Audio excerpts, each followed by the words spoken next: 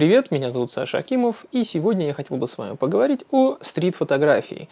А еще точнее, я хотел бы дать несколько советов, небольших таких советиков, знаете ли, которые не то чтобы помогут вам в этом как-то невероятно преуспеть, но просто помогут немного улучшить ваши, в общем-то, результаты, если вы пытаетесь в этой области развиваться. Похожее видео с отдельными советами, но со смехуёчками я уже делал. Оно находится в этом же плейлисте, где и вот этот видосик будет находиться. То есть это там советы, практика, всякие кейки и прочие вот эти вот штуки. В общем, прежде чем сделать это видео, я вообще озадачился этим вопросом, есть ли вообще какие-то гайды, есть ли какие-то нормальные, адекватные советы где-то в сети на этот счет, как улучшить качество своей стрит-фотографии. И везде видел какие-то достаточно банальные, бессмысленные, тупые, даже на мой взгляд, иногда советы, типа там заклей какие-нибудь белые надписи на камере изолентой. Я причем это частенько вижу, даже у некоторых моих знакомых такая есть привычка заклеивать зачем-то.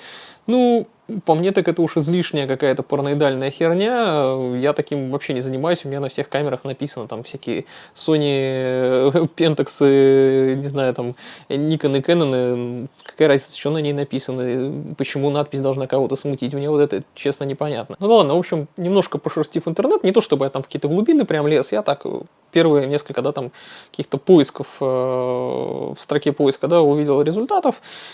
Посмотрел и понял, что, в общем-то, большинство гайдов, присутствующих в русскоязычном, по крайней мере, интернете, потому что в англоязычном с этим все получше гораздо. Но вот на русском просто какая-то чушь понаписана зачастую, или написана полнейшими идиотами, или людьми, которые, крайне далеки от практики, от нормальной съемки стрит-фотографии, просто от балды какую-то дурь мелют. Поэтому я решил сделать этот небольшой ролик. Он такой коротенький, тезисно, вот буквально в 2 словах, не вдаваясь в какие-то супер там детали и подробности, в глубины какие-то, опять же, не залезая. Просто быстренько пробежимся по нескольким пунктам, которые я считаю наиболее, наверное, важными.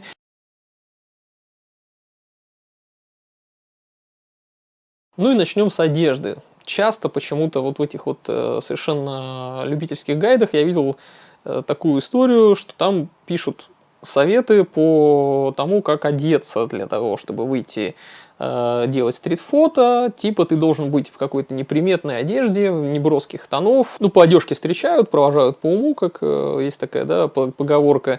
В общем-то, это отчасти верно, конечно, но почему-то, когда я читаю вот подобное описание про неброскую какую-то одежду или там неяркую и так далее, у меня создается ощущение, что ты должен выглядеть, как какой-нибудь карикатурный шпион в шляпе, знаете, там из каких-нибудь юмористических комиксов, шаржей каких-то, или как какой-нибудь эксгибиционист в пальтишке, который такой идет там, вжался в воротничок высоко поднятый, на самом деле он там голенький, резко кого-нибудь встречает, и потом так хоба, смотрите, у меня тут какие телеса. В общем, странная какая-то фигня, как-то маньячно немножко звучит все это. Можно, конечно, нарядиться в максимально какой-то casual наряд, там серо-черных тонов, выглядеть как какой-то городской ниндзя. Я ничего против этого не имею, то есть у каждого там свое чувство какое-то вкуса, стиля и так далее. Это не запрещается. Я просто говорю, что почему-то в этих описаниях просят выглядеть максимально неброско. Я одеваюсь как угодно, как хочу. Я люблю яркие тона. Вот я сейчас даже в красной футболочке сижу. Здесь, надеюсь, она там какого-то блика не дает мне на лицо и не делает слишком уж красной рожу. В общем-то, одеваться можно как угодно. И какой-нибудь обычный, простой, расслабленный паренек в футболке с надписью «Пивозавр», например, мне кажется, с фотоаппаратом в руках вызывает гораздо меньше подозрений, чем мужик полностью в черном или сером. Тем более, что все сейчас как-то и так немножко на взводе. Единственное, что с яркостью одежды все-таки действительно и с всякими там выкрутасами лучше не перебарщивать. То есть, если ты будешь выглядеть примерно как Киркоров на выступлении в перьях, то это тоже как бы немножко действительно за гранью, это будет действительно привлекать абсолютно ненужное внимание.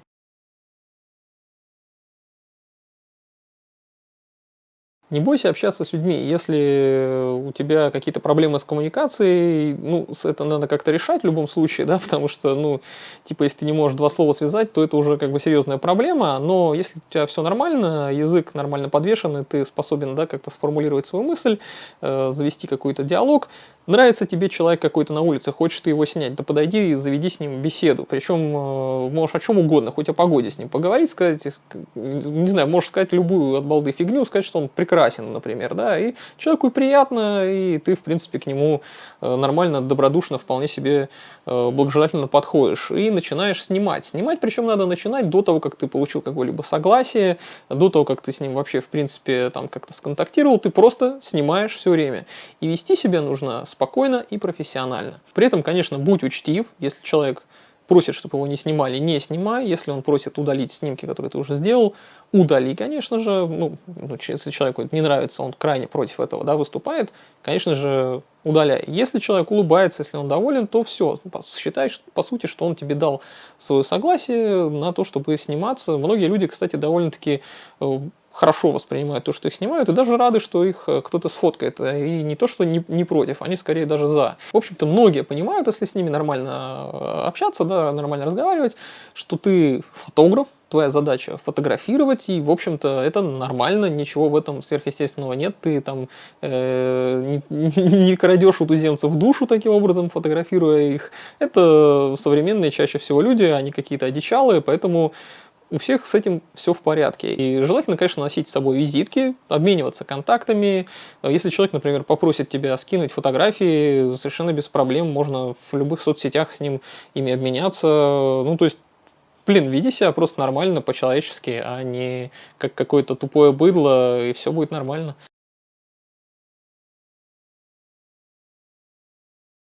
Но это мы говорим про 99% случаев, да, каких-то диалогов или встреч с людьми на улице, то есть совершенно с нормальными, адекватными людьми. Когда ты встречаешься, это вот прям практически близко к 100%, почти все люди нормальные. Но есть, конечно же, всякие, ну, ненормальные. Есть, конечно же, и конфликтные долбоебы с синдромом вахтера, и люди, которые будут, ну, там, слишком уж сильно против того, что ты их снимаешь. И это тоже, в общем-то, нормально, реакции могут быть разными, ну, то есть это прям может быть очень грубо по отношению к тебе, но у тебя задача, в общем-то, снимать, ты занимаешься своим делом, и если они это не понимают, ну, ничего страшного, это их проблема. Самое главное — это знать законы, знать свои права. Ну, в России это звучит немного смешно, конечно. Ну, по факту, вот по большому счету, да, если так не углубляться там в какие-то юридические дебри, снимать можно все, что угодно, кого угодно, где угодно и как угодно, вот прям как тебе заблагорассудится. И, как показывает практика, в основном нельзя снимать только, ну, какие-то голые жопы на фоне храмов. Это прям действительно опасно, потому что у нас существует такой закон, как оскорбление чувств верующих. Уж не знаю, каким образом голая жопа на фоне церкви кого-то оскорбляет, но как минимум большинство этих фоток, которые я видел, там довольно стрёмные жопы, очень некрасивые, и это скорее оскорбляет какие-то эстетические чувства у нормальных людей. И также ни в коем случае нельзя снимать какие-то режимные объекты, то есть это воинские части, какие-то закрытые объекты, секретные какие-то места, там, не знаю, ну, в общем, передвижение войск в том числе, кстати говоря, за это вообще можно на реальный срок присесть нормально, так причем набутылиться, так что, в общем, вот такие вещи, их нужно избегать, ну, если только ты не совсем какой-то безбашенный идиот. Ну, а так, по большому счету, ты можешь снимать все, что угодно, полностью вот даешь себе волю, снимаешь все, что заблагорассудится в каких-либо каких угодно условиях, не дай себя запутать, не дай себя запугать, пускай тебе там все что угодно втирают. И если ты снимаешь что-то общественно значимое, а зачастую ты вряд ли просто так будешь снимать какую-то рандомную херню, скорее всего, у тебя какой-то или проект, или что-то осмысленное ты делаешь. В общем, если это в рамках твоей работы, то ты можешь этим заниматься, и это тоже нормально и правильно. Ну, доказывать свою правоту здесь, опять же, не обязательно рваться прямо в бой. Главное просто спокойно заниматься своими делами, все как бы делать то, что тебе необходимо, и спокойно ретироваться. Не стоит тратить свое время на какое-то там уж совсем битье себя пяткой в грудь и так далее. Просто сделал дело и идешь дальше, не отвлекаясь на каких-то идиотов.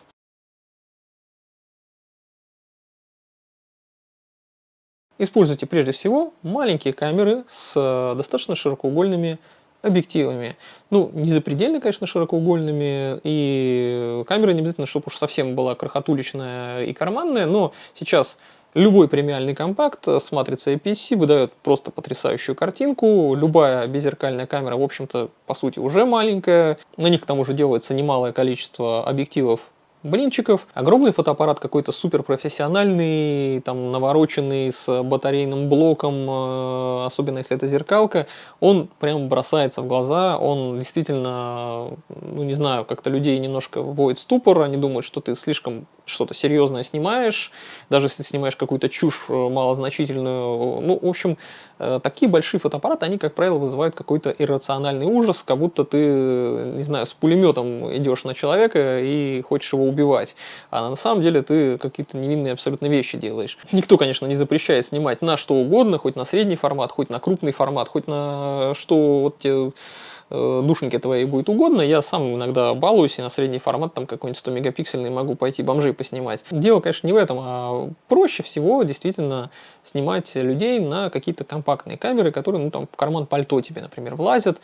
Ну, то есть, что ты достал, убрал легко, чтобы она была ну, как бы маленькая, компактная, дерзкая, я не знаю, как это еще описать. И при этом, как правило, мелкие камеры, они, ну, не смущают настолько людей, особенно если ты там снимаешь их, особо не скрываясь, ты можешь им фотки сам показать потом там на экранчике, если они вдруг заинтересуются. Ну, то есть, делаешь вид, что ты, ну, такой расслабленный любитель, ничего особенного ты из себя, типа, не представляешь с этой вот игрушкой. И не надо ни в коем случае юзать телевики. Я иногда вижу, вот у меня прям аж оторопь берет, когда я вижу, когда люди снимают на какие-то 85 мм, 135 мм. Это просто такие портретные фокусные расстояния, где ты действительно просто вырываешь из контекста человека, и никакого смысла в этом особо нет. Это получается просто портрет какого-то незнакомца. Или там, когда на какой-нибудь прям вообще там телевик здоровенный снимают, когда там прямо зум многократный, там какой-нибудь семикратный. Такое ощущение, что просто на сафари находится человек какой-то, каких-то львов, там, не знаю, гиен снимает, а не стрит-фотографией занимается. К тому же, когда ты на телевик снимаешь, ты достаточно далеко находишься, у тебя постоянно может что-то перекрывать обзор. И, конечно, можно снять на какой-то зум, телевик и так далее какую-то прикольную фотку, я с этим вообще не спорю. Особенно это, там, если в контексте какого-то репортажа, где ты прям не можешь близко подойти. Но все-таки такой нормальный каноничный стрит, он снимается на объективы, ну, с фокусными расстояниями, там, типа от 20 мм до 35 примерно. Ну, там можно и на полтос снимать, но мне, например, просто неудобно, потому что я частенько снимаю от бедра, не глядя в камеру, никак особо не визируя, а просто примерно представляя, как у меня сейчас будет сформирована картинка. И, конечно же, на широкий угол, на более широкий угол тебе проще снять от бедра, построить кадр, так что если у тебя там что-то лишнее влезет, если что, кадрировать, потом уже на посте. Но опять же, если ты снимаешь на какой-то прям телевик супер издалека людей, ты снова выглядишь как какой-то маньяк, который, ну, типа какой-то вуэрист, следящий за чьей-то мирной жизнью, ну, как-то это тоже не по-нормальному. Лучше быть на расстоянии, там, не знаю, условной вытянутой руки от человека, чтобы, если что, вы там могли познакомиться, пожать друг другу руки и совершенно спокойно пообщаться и разойтись.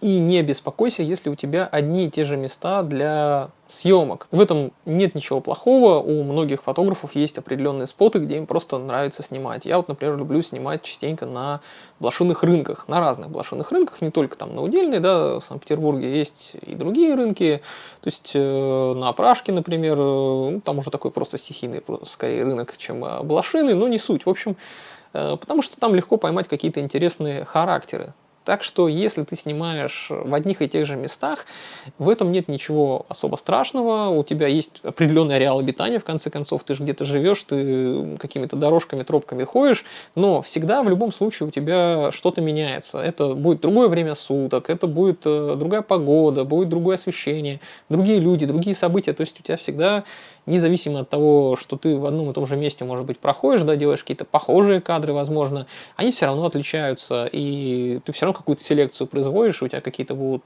из них лучшими, какие-то окажутся незначительными. Ничего страшного в этом нет. Но, конечно же, не забывай заглядывать все равно в неизведанные какие-то места, за какие-то закоулки заходить, да. Ну, опять же, не усердствуй, да, не заходи в какие-то трущобы, где у тебя камеру отожмут. Ну, в общем, иногда полезно тоже свернуть с привычных маршрутов. В этом есть резон, это такое исследование. Я постоянно путешествую по городу по своему, пешочком, конечно же. И очень много хожу. Для фотографа важно именно ходить ножками, потому что у меня есть велосипед, можно передвигаться на общественном транспорте, но ты не снимешь ничего на ходу или что-то упустишь. Ну, то есть типа, практически нереально, поэтому лучше ходить все-таки ножками.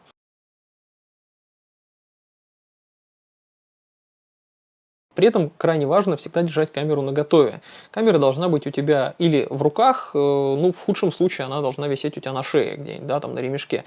Я ремешки на шее стараюсь не использовать, они мне не очень удобны, я всегда использую ремешочки на запястье, которые крепятся, и держу камеру в руках. Камеру из рук я вообще, в принципе, не упускаю, когда куда-либо вхожу, я всегда с камерой, я всегда готов.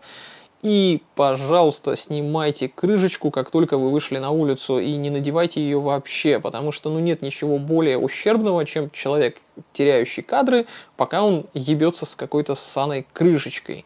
У тебя камера должна быть в руках, не в какой-то там сумке, не в каком-то кофре ебучем, и без крышечки. Все, ты всегда готов в любой момент, в любую секунду что-то сфотографировать. Если у тебя какой-то прям дорогой объектив, и ты переживаешь за передний элемент, ну, блин, купи себе дешевый какой-то примитивный UV-фильтр и закрути его туда, завинти, он, в принципе, защитит переднюю линзу от царапин. Ну, или если там от ударов или грязи ты попадания опасаешься, ну, бленды для большинства объективов существуют, возьми ее, тогда приделай. В общем, крышечка не должна там присутствовать, и камера должна быть всегда в руках, всегда должна быть готова к съемке.